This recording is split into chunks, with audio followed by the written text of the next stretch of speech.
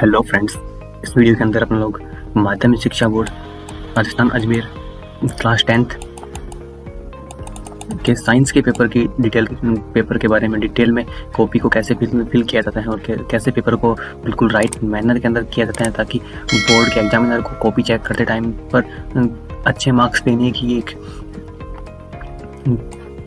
हो। ठीक है, उसके बाद में अपन यहाँ पे देख सकते हैं कि कॉपी जो बोर्ड की कॉपी होती है ऑफिशियल जो कॉपी है, मैंने यहाँ पे जो टॉपर्स हैं 2019 के जो टॉपर्स थे उनकी कॉपी को लिया है ताकि उसके अकॉर्डिंग आप अपन लोग देख सकें कि बोर्ड की कॉपी को कैसे फिल किया जाता है, कैसे उसके अंदर रोल नंबर फिल किया जाते हैं, कितनी क्या फॉर्मेलिटीज़ पूरी करनी होती है कॉपी के अंदर। ठीक है, और कैसे कॉपी के अंदर आंसर शीट लिखे जाते हैं। ओके, आंसर लिखे जाते हैं तो मैं आपको पूरी डिटेल के अंदर बताने वाला हूँ। ठीक है ना, यहाँ पे तो आपका रोल नंबर डिजिट्स के अंदर आएगा। सपोज दैट आपके रोल नंबर है 2042133।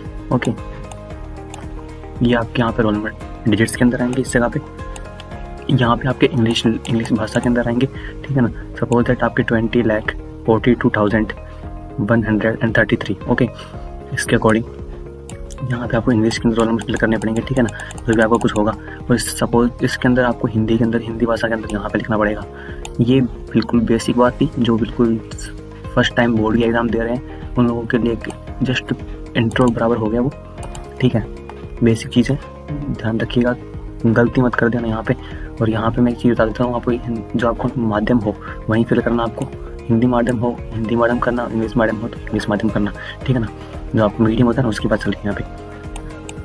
और सब्जेक्ट तो आपका साइंस ही होने वाला है ना, जो कि आपका 5 तारीख को जो पेपर होने वाला है ना, 5 अप्रैल 2022। ठीक है ना, इसको पेपर आपको साइंस का होने वाला है तो साइंस यहाँ पे लिख देना।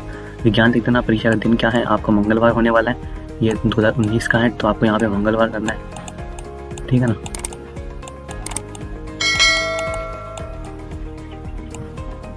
डेट यहाँ पे डेट आपको ये नहीं लिखना है। डेट जो आपकी डेट हो 5/0 ठीक है 2022, इसके अंदर आपको डेट ये फॉर्मेलिटी कंप्लीट कर देनी है। ठीक है, आफ्टर देन आपको यहाँ पे जस्ट इंस्ट्रक्शन पढ़ लेना है कि कॉपी को फाड़ना नहीं कहीं से भी। ठीक है ना, और अंत के अंदर आपको समाप्त लिख देना है।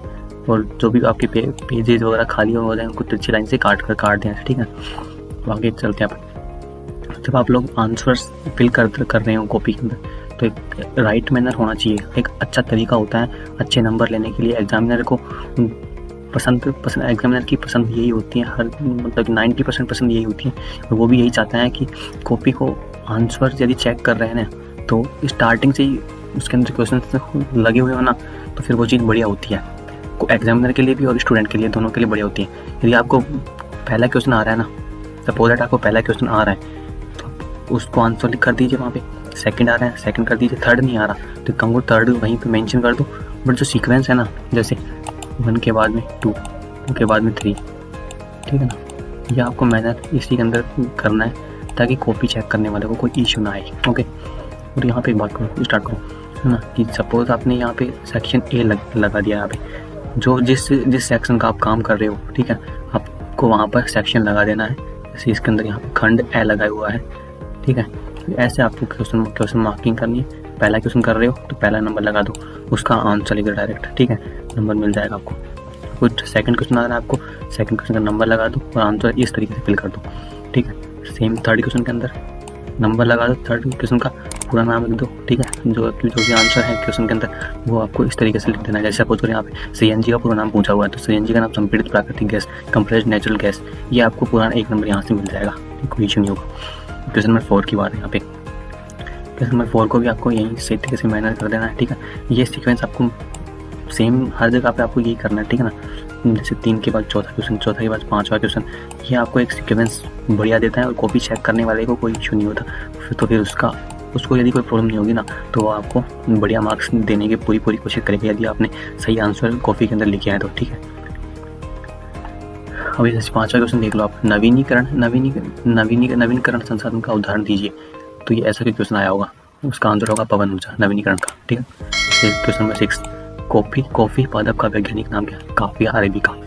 ऐसे आंसर आपको आंसर देने हैं। सेम यही आपको देखो मैनर यहाँ पे सीक्वेंसली आप यहाँ पे आंसर दिए गए हैं। ये जो कॉपी है ना, ये मैंने जो 2019 वाले बैच की टॉपर्स है ना, जो मेरिट वाले स्टूडेंट हैं उन लोगों की मैंने कॉपी ली है यहाँ पे, ताकि आपको एक बढ़िया गाइड मिल सके। ओके,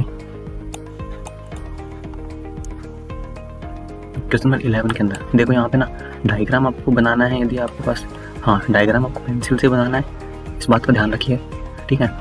यहाँ पे इसके अंदर लगा रखा है, आपको हर चीज़ फिल करनी होती है, और बिल्कुल राइटिंग होती है। राइटिंग देखो यहाँ पे कितनी बढ़िया राइटिंग कर रखी है, जितनी बढ़िया राइटिंग करोगे ना आप, उतनी बढ़िया आपको नंबर मिलेंगे। इस बात का भी आप ध्यान रखना चाहिए, ध्यान रखते हुए चलना। और कॉपी को फालतू में ना भरें, आंसर जो आपको आ रहा है ना वही आंसर लिखें। साइंस का मामला है, ठीक है, साइंस की कॉपी है तो आपको बढ़िया नंबर तभी मिलेंगे जब एग्जामिनर आपको एक सही तरीके से वो कर पाएगा, ठीक है। अब इसके अंदर देखो लिमिटेड आंसर्स है, ठीक है ना, कोई फालतू बात भी नहीं है। सपोज करो ये वाला क्वेश्चन था, पृथ्वी के प्राकृतिक उपग्रह का नाम चंद्रमा है, इसकी उत्पत्ति 4.40 अरब वर्ष पहले मंगल ग्रह के आकार के पिंड के पृथ्वी से टकराने पर हुई। पृथ्वी के लिए इसके दो महत्व निम्न है। चंद्रमा के कारण पृथ्वी पर ज्वार भाटा उत्पन्न होना, चंद्रमा के कारण पृथ्वी पर सूर्य ग्रहण चंद्र ग्रहण लगते हैं। देखो मैं बताऊँ आपको आंसर देने का तरीका। जैसे देखो ऊपर मैंने बताया रखा है क्वेश्चन के अंदर ना, क्वेश्चन आया होगा आपके पास, रुधिर में हीमोग्लोबिन का निर्माण कौन करता है, कौन सा तत्व करता है, तो आपको ये करके नहीं छोड़ देना कि लोहा तत्व। क्वेश्चन आपको आंसर आप ऐसे देना है कि रुधिर में हीमोग्लोबिन का निर्माण लोहा तत्व करता है, ठीक है ना। क्वेश्चन के अंदर जो मेन चीज़ है ना, उसको एक तरह से डिफाइन करके, अच्छे तरीके से डिफाइन करते हुए आंसर देना है, ताकि बढ़िया मार्क्स देने के चांसेस हों आपको। क्वेश्चन 14 देखो, क्वेश्चन का जो पैटर्न है ना वो बिल्कुल आप यहाँ से नोट कर सकते हो। इसके अंदर देखो यदि आपको 15वें क्वेश्चन का पार्ट ए आ रहा है, ठीक है, जो ए वाला ऑप्शन है इसके अंदर यदि वो आ गया आपको, ये इस रोड सेफ्टी का क्वेश्चन है, सड़क सुरक्षा के, ठीक है। सड़क सुरक्षा आपके 4 नंबर की आती है साइंस के अंदर, इस बात का ध्यान रखना आप लोग, ठीक है ना। और आपको ऐसे ही आपको ऐसे ही लगा के ऐसे ही काम करना है, ठीक है ना, ताकि एग्जामिनर को कोई प्रॉब्लम नहीं आए कॉपी चेक करते हुए। देखो 16 के बाद 17 आ गया वापस। हाँ, और एक बात और मैं बता दूँ आपको, क्वेश्चन नंबर 17 है ना, इसके अंदर क्वेश्चन ये आया था कि समीकरण एक और समीकरण यहाँ पे 2 बनाए गए, संयोजना विक्रिया एवं अपघटन के द्वारा इसके अंदर अंतर पूछा गया था, ठीक है ना। अभी मैं अंतर आपको उत्प्रेरक वर्धक और विषम अंतर, ये देखो क्वेश्चन यहाँ पे है, ठीक है। समीकरण दिया हुआ था भाई ना, उसकी बात चल यहाँ पे। समीकरण 1 के अंदर संयोजन अभिक्रिया हो रही थी, ऐसी अभिक्रिया जिसमें 2 या 2 से अधिक अभिकारक मिलकर एक ही उत्पाद बनाते हैं, संयोजन अभिक्रिया कहलाती है। सेम विद्युत अपघटन के अंदर अभिक्रिया जब पदार्थ है ना, वह अभिक्रिया जब पदार्थ की गलित अवस्था में विद्युत धारा प्रवाहित की जाती है, वह अनेक अणुओं व रासायनिक आयनों में टूट जाता है, इसे अपघटन कहते हैं, ठीक है ना। Division of ionic part, ionic portion, ठीक है ना, इसका आंसर कर दिया जाएगा। आपको कभी भी अंतर पूछे ना, डिफरेंस किसी भी आंसर के अंदर पूछे आपको, तो आप एक बात नोट कर लेना। जैसे आपके पास, आपको देखो एक मैं यहाँ पे चीज़ बना रहा हूँ, मतलब एक डायग्राम बना रहा हूँ, आपको उसी मैनर के अंदर आंसर देने हैं, ठीक है ना। यहाँ पे सपोज आपको किसी भी आंसर का क्वेश्चन पूछ लिया, मैं चेक कर लेता हूँ यदि कोई आंसर इसमें भी दे रखा हो वैसे, ठीक है ना। यहाँ पे तो मेरे अकॉर्डिंग कुछ नहीं होने वाला, हाँ ऐसा तो कुछ कर नहीं रखा इसने, तो कुछ भी नहीं है।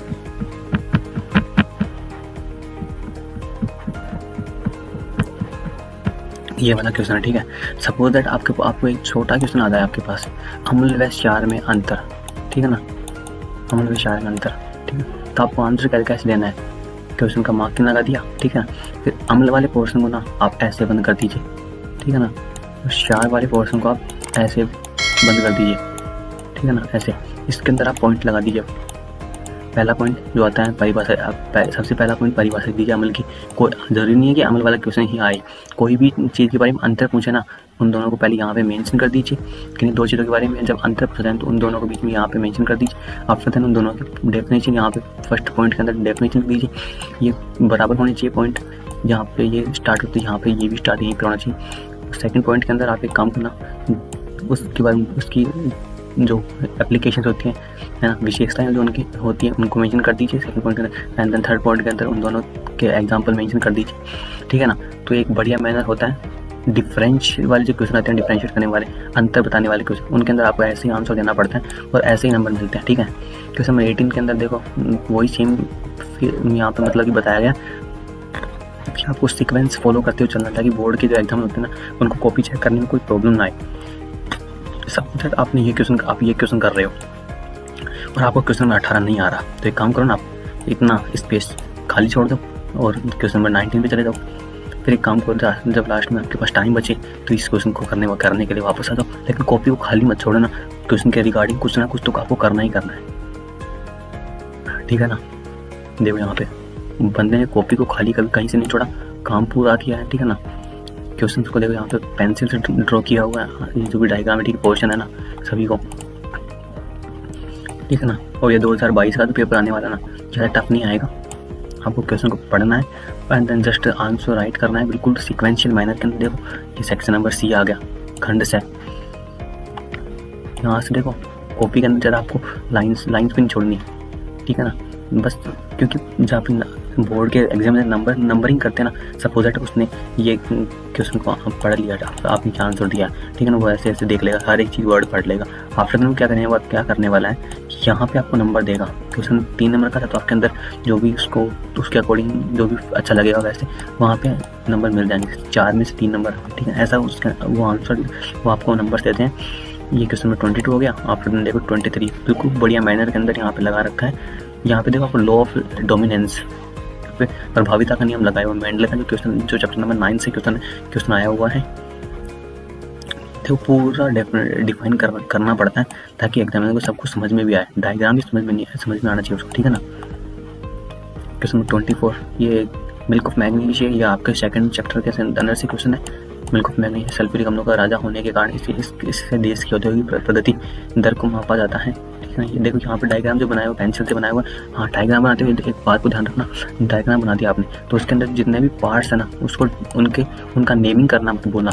जैसे देखो यहाँ पे ना आपको लगाई हुई है, यहाँ पे स्टैंड कर बताया हुआ है। इसके अंदर क्या है, H2SO4, इसके अंदर जिंक है, दानेदार जिंक हुआ, और ये आपकी परख नली है। जो आपको नाम नहीं आ रहा है उसको मतलब कि बेसिक चीज़ें होती है। जैसे सपोज करो ये साबुन का विलियन है, किसके अंदर है, ये जग के अंदर, जग मान लो, कुछ भी छोटा बर्तन मान लो, उसके अंदर लगाया हुआ ये साबुन का विलियन है।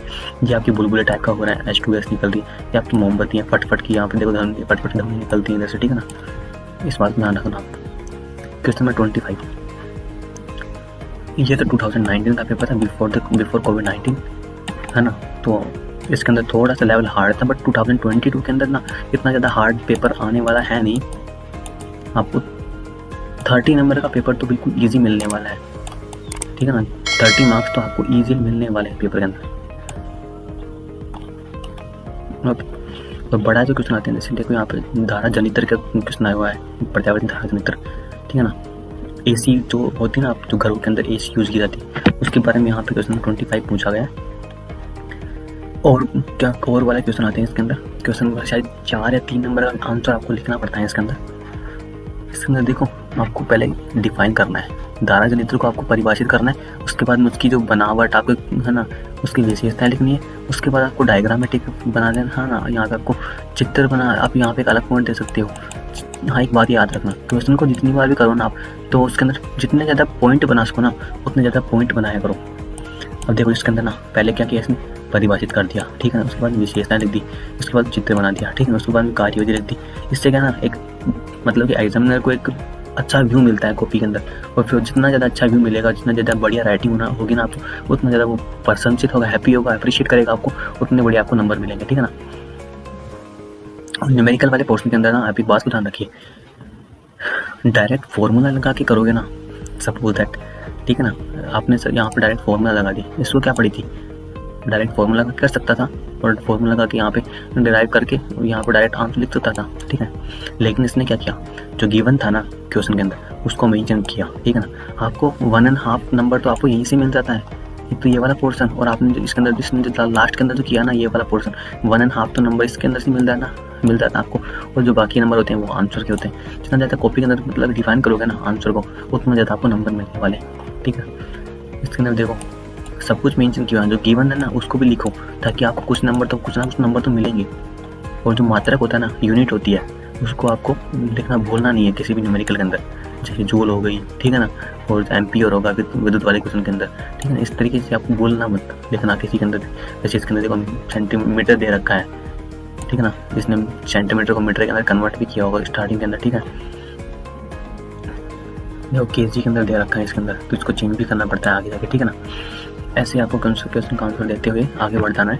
ये क्वेश्चन मैं आपको फिर बोलूँगा, क्वेश्चन को सीक्वेंशियली आंसर देते चाहिए ताकि आपको अच्छे अच्छे नंबर मिलेंगे।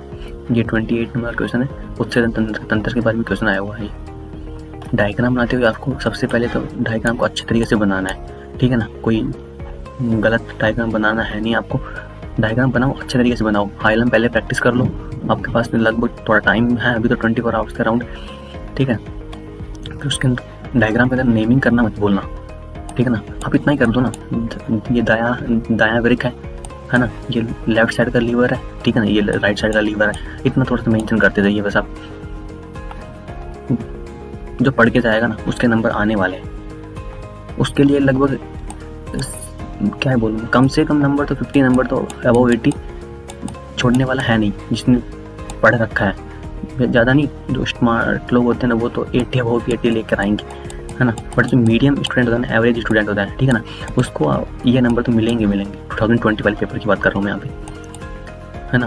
क्वेश्चन के अंदर डायग्राम वाले क्वेश्चन नेमिंग करना मत बोलना, इस बात को नोट कर लेना पहले। क्वेश्चन 19 का देखो, ये क्वेश्चन आया हुआ था किसने, इलेक्ट्रॉन वाले चैप्टर से क्वेश्चन आया हुआ है। इसका आंसर देखो कितने बढ़िया तरीके से, कितनी बढ़िया राइटिंग के अंदर आंसर दिया हुआ है। ये रदरफोर्ड वाले क्वेश्चन का आंसर है, ठीक है ना। ये आपके question number sorry chapter number 10 to 11 है ना, 10 और 11 लेंस वाला चैप्टर, वहीं से क्वेश्चन आई। और जैसे आपको आपके आंसर शीट खत्म हो गया, आपका काम पूरा हो गया, तो लास्ट में समाप्त लिखे ना, ऐसे फिनिश कर देना आपको, ठीक है ना। फिनिश हो गया काम, ताकि एग्जामिनर को प्रॉब्लम ना आए। आगे कॉपी के अंदर पेजेस को चेक करे वो, ऐसा आपको कुछ करना नहीं है। और लास्ट के अंदर जो पेज खाली रह जाते हैं ना, उसको आपको ऐसे क्लोज करना है, ठीक है ना। ऐसे पहले मत कर देना होगी। तो thank you for watching my video.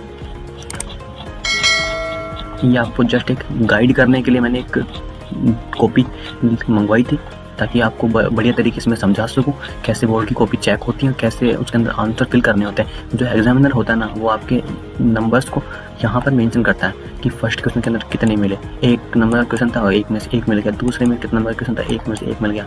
ऐसे आपको नंबर मार्किंग होती है, ठीक है ना। टोटल कितने क्वेश्चन होते हैं उनके अंदर यहाँ पे मार्किंग होती है, फिर उनके अकॉर्डिंग आपको यहाँ पे टोटल योग करके, है ना। ये तो आपको जैसे आपको 75 नंबर मिले आपको, ठीक है ना। यहाँ आपको 75 नंबर यहाँ पे दे दिए जाएंगे, और ठीक है ना।